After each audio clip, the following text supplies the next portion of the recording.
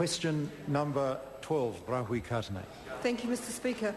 My question is to the Minister of Finance. Does he stand by his responses to oral question number 6 on overseas investment rules review on 6 April 2011? If so, what regulations are in place to prevent sensitive forestry land from being sold on the open market into foreign ownership? The Honourable Bill English. Yes, Mr Speaker, I do stand by my response.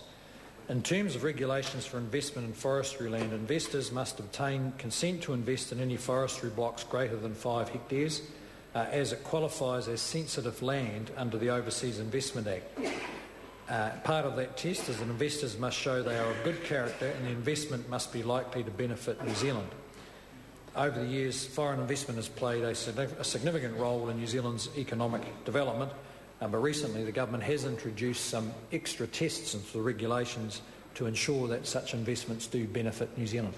Rahui Katene. Thank you, Mr Speaker. To the Minister, what consultation was undertaken with mana whenua before approving the sale of forestry blocks in the Waio, West Toe, Moonlight, Tolaga Forests and Merriwa Forest for $95 million to the Tiong family of Malaysia?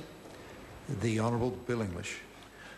Mr Speaker, my understanding of some of those transactions at least occurred as private transactions between an existing foreign owner and a new foreign owner, and they followed all the process. I mean, by and large, the assumption that the system runs on is that if, for instance, mana whenua have an interest in particular assets, then they should approach the owners as the best way of understanding where the opportunities might arise, where they could purchase those assets.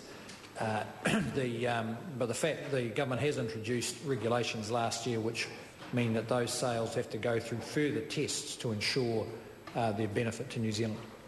Rahui Katene. Thank you, Mr Speaker. Is he aware of concerns expressed by Te Runanga o Ngāti Porou Chairman Api Mahuika that prior consultation was not undertaken with iwi about the sale of the 5 forestry sites in Nerohe, and what process will he instigate to address the concerns and establish consultation with iwi as a matter of course? The Honourable Bill English. Well, Mr Speaker, I am familiar with the concerns.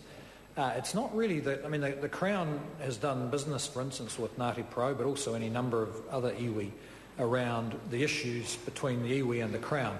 It's not really the Crown's role to protect or enhance the iwi's commercial interest over and above the way it would protect the commercial interest of anyone else in New Zealand. I mean, once iwi have their own assets, they've got their own governance and commercial processes, then fundamentally it is up to them to advance those interests. The Crown doesn't have a particular obligation, at least in our preliminary thinking, to protect those ongoing commercial interests. Stuart Nash. To the Minister. If the Minister is genuinely concerned about New Zealanders becoming tenants in our own country, why is he determined to sell shares in our publicly owned energy companies, a significant proportion which Treasury says would be bought by foreigners? The Honourable Bill English.